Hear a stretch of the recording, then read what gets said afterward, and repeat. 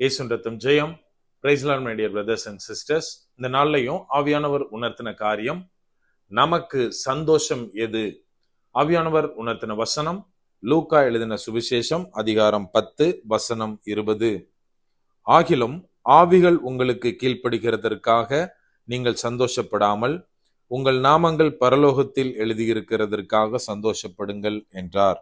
Notwithstanding in this rejoice not that the spirits are subject unto you, but rather rejoice because your names are written in heaven. Luke chapter 10 verse 20. என கண்மானவர்களே, இந்த இடத்துல என்ன வாசிக்கணும் அப்படின்னா, இயேசு கிறிஸ்து சீஷர்களை பார்த்து சொல்றாரு, நீங்க இந்த பிசாசுகள் உங்களுக்கு கீழ்ப்படுகிறதற்காக சந்தோஷப்படாதீங்க, மாறாக உங்க நேம்ஸ் ஜீவ புத்தகத்துல, அதாவது பரலோகத்துல எழுதி இருக்கிறத குறிச்சு மாத்திரம் சந்தோஷப்படுங்கள் அப்படின்னு சொல்றாரு. இன்றைக்கு நம்முடைய சந்தோஷம் எதுவா இருக்கிறது? நம்ம கொஞ்சம் யோசித்து பார்க்கணும். என கண்மானவர்களே, இந்த இடத்துல என்ன நடக்குது அப்படின்னா, இயேசு கிறிஸ்து ஊழியத்திற்காக தன் சீஷர்களில் 70 பேரை அனுப்புறாரு. அவங்கள என்ன மாதிரியான ஒரு அபிஷேகம் கொடுத்து அனுப்புறாருன்னா, சகல விதத்திலும் அவர்களுக்கு ஊழிய அபிஷேகத்தை கொடுத்து அனுப்புகிறார். போனவங்க திரும்ப வர்றாங்க, சந்தோஷத்தோடு சொல்றாங்க, இயேசுவை பார்த்து சொல்றாங்க, எங்களை நீங்க அனுப்புனீங்களே, நாங்க நல்ல விதத்துல ஊழியத்தை முடிச்சுட்டு வந்திருக்கிறோம், அநேக வியாதிகள் சுகமாச்சுன்னு அவங்க நிறைய காரியங்கள் சொல்லியிருப்பாங்க. ஒரு மினிஸ்ட்ரியில என்னெல்லாம் நடக்குமோ அதை பத்திலாம் அங்க ஷேர் பண்ணிருக்காங்க.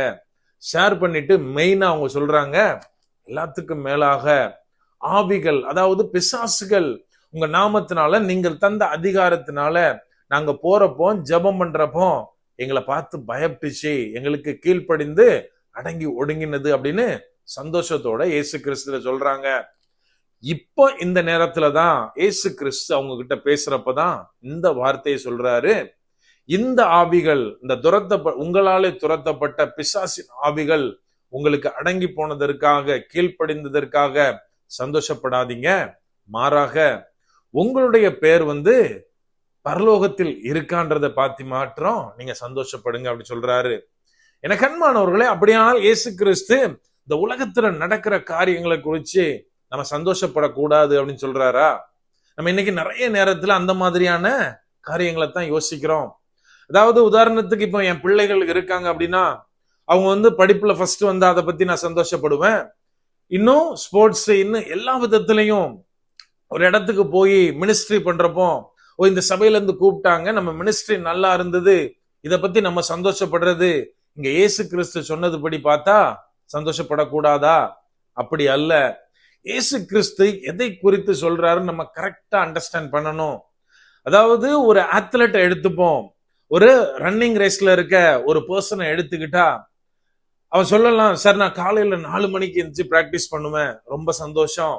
நான் டெய்லி இத்தனை மணி நேரம் நான் பிராக்டிஸ் பண்ணுவேன், ரொம்ப ரொம்ப சந்தோஷம். டெய்லி நான் இவ்வளோ கேலரிஸ் வர்ற மாதிரி ஃபுட், அவ்வளோ ஹைஜீனிக்கான ஹெல்த்தியான ஃபுட் எடுப்பேன், ரொம்ப சந்தோஷம். இன்னும் சொல்ல போனா, அந்த ட்ரையல் ரேஸ்ல எல்லாம் நான் ஃபர்ஸ்ட் தான் வருவேன், ரெக்கார்ட் பிரேக்குக்கு எவ்வளவு வினாடி தேவையோ அதுல நான் கிராஸ் பண்றேன், ரொம்ப ரொம்ப சந்தோஷம்.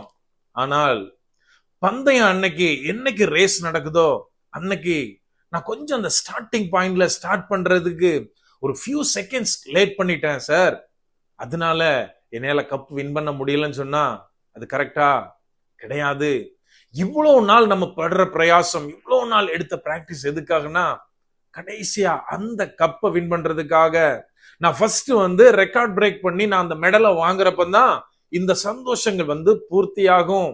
அதே போலதான் நம்முடைய பிள்ளைகள் எதுல ஃபர்ஸ்டா இருந்தாலும் சரி, எல்லா இடத்திலும் நம்முடைய ஊழியங்கள் பெரிதா வரவேற்கப்பட்டாலும் சரி, கடைசியா தேவன் வர்றப்போ, இயேசு கிறிஸ்து நம்ம நியாயம் தீர்க்கும் போது, அந்த இடத்துல என்னுடைய பேர் வரலன்னா, இவ்வளவு நாள் நான் வாங்கி வச்சிருந்த எல்லா மெடலும் வேஸ்ட், இவ்வளவு நாள் நான் வச்சிருந்த பேர் வேஸ்ட், புகழ் வேஸ்ட், நான் சம்பாதித்திருக்கிறேன், இத்தனை ஆத்துமாக்களை ஆதாயம் பண்ணி இருக்கிறேன், ஆனாலும் ஜீவ புஸ்தகத்துல அந்த கடைசி ஓட்ட பந்தயத்துல நான் லேட் ஆயிட்டேன் அப்படின்னா எவ்ரிதிங் வேஸ்ட் தான்.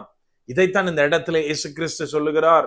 நீங்க இதை குறித்து மட்டும் சந்தோஷப்பட்ட போடாது, கடைசியாக இறுதி வரை நிலைத்திருக்கிறவனே ரட்சிக்கப்படுவான் நம்ம வாசிக்கிறோமே, அதை போல கடைசியா எனக்கு கிடைக்கிற அந்த சந்தோஷம், முடிவில்லாத சந்தோஷம், நித்திய வாழ்வு எனக்கு கிடைக்கும் போதுதான் நம்முடைய சந்தோஷம் நிலை பெற்றதா ஒரு கம்ப்ளீட்டட் ஒன்னா இருக்கும். நமக்கு அந்த சந்தோஷம் இருக்கிறதா? நம்ம கொஞ்சம் ஜாக்கிரதையா இருக்க வேண்டும். அப்படியே கண்களை மூடுவோமா? அன்பான ஆண்டவரே, இந்த நேரத்திலே அப்பா உம்மை நோக்கி பார்க்கிறோம். ஆவியானவர் நீர் எங்களோடு இருக்கிறீர், அதற்காக நன்றி செலுத்துகிறோம். அப்பா, இந்த உலகத்தினுடைய சகல சந்தோஷங்களினாலும் நீர் எங்களை நிரப்பி இருக்கிறீர், ஆசீர்வதித்திருக்கிறீர் தகப்பனே. அதற்காக இந்த நேரத்துல நன்றி செலுத்துகிறோம் அப்பா. இருந்தாலும் தகப்பனே, எங்களுடைய எய்ம் உம்முடைய நித்திய வாழ்வுல பங்கேற்கிறதா இருக்கணும். அப்ப நாங்க இந்த வகையான சந்தோஷங்கள்ல நாங்கள் டைவர்ட் ஆகாமல் இருக்க ஆவியானவரே நீர் எங்களை பாதுகாத்துக் கொள்ளுங்க. எல்லாவற்றிலும் தகப்பனே, எங்களுடைய எல்லாமும் உம்முடைய காரியமா இருக்கணும். நாங்க எங்க ஸ்டார்ட் பண்ணாலும் சரி, எந்த வழியா போனாலும் சரி, முடிகிற இடம் உம்முடைய அந்த பாத்தா இருக்கணும் தகப்பனே. இந்த மாதிரியாக இருக்க ஆவியானவரே நீர் எங்களுக்கு உதவி செய்யுங்க. முற்றிலுமா எங்களை தாழ்த்தி ஒப்பு கொடுக்கிறோம். பலப்படுத்தி ஆசீர்வதிங்க. மீட்பர் இயேசுவின் மூலம் ஜெபிக்கிறோம். ஜெபம் கேளும் எங்கள் நல்ல பிதாவே. ஆமென். God bless.